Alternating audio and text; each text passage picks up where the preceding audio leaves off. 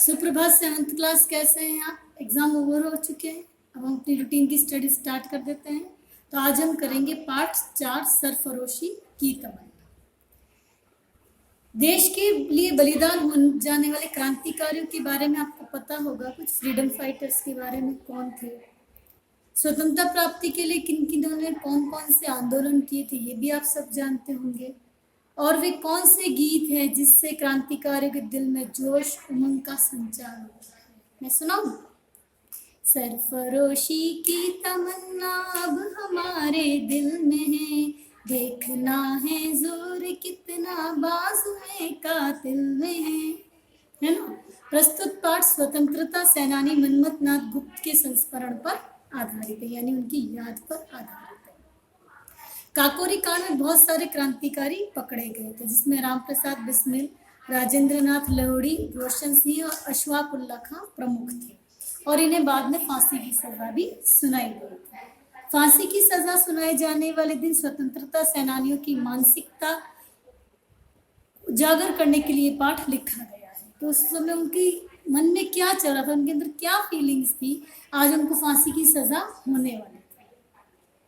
यूं तो ये दिन भी दूसरे दिनों जैसा ही था, पर भारतीय क्रांतिकारी के इतिहास में बहुत विशेष था। उस दिन सभी सुबह जल्दी उठ गए। कौन कौन? रामप्रसाद बिस्मिल, राजेंद्र लाहिड़ी, रोशन सिंह, मनमथ नाथ और अशफाक उल्लाह, और एक और थे और सचिंद्रनाथ सान्याल। ये सब जल्दी उठ गए थे।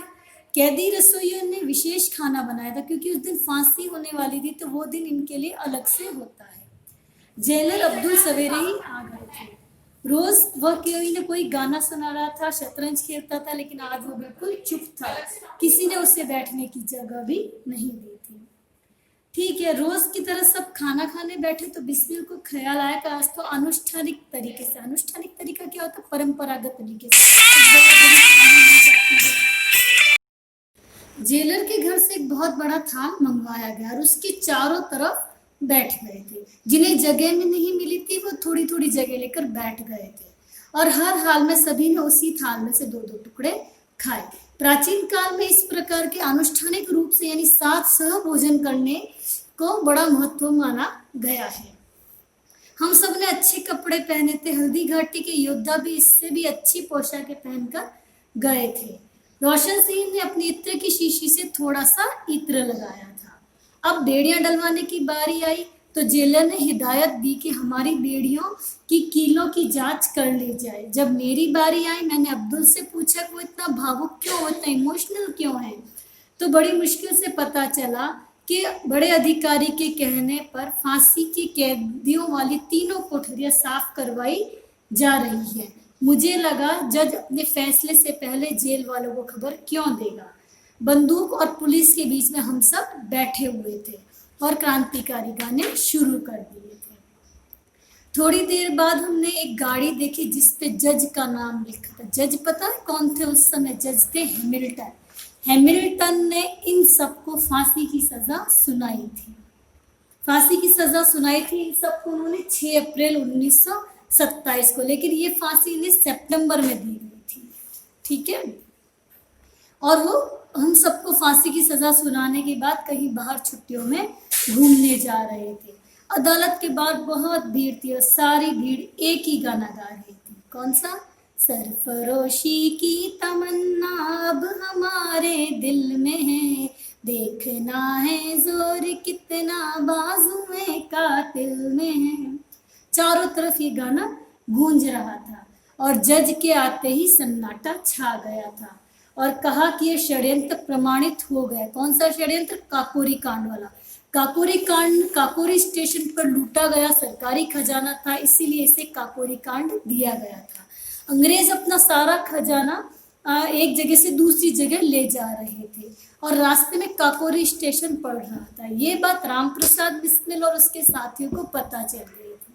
तब उन्होंने यह तय किया कि इस सरकारी कोष में जनता का ही तो सारा पैसा है, सारा खजाना है वो, तो इसे हम लूट लेते हैं और इस लूटे हुए खजाने से हम बंदूकें और कारतूस खरीदेंगे, जो हमारे लिए अंग्रेजों को मारने के लिए काफी सही सिद्ध होगी। ये सोचकर उन्होंने काकोरी स्टेशन पर ट्रेन को रोका और वो सरकारी कोष से सारा खजाना लूट गया और थोड़े दिन बाद ये सारे पकड़े गए थे। तो ये षड्यंत्र वहां प्रमाणित हो गया था, यानी प्रूफ हो गया था।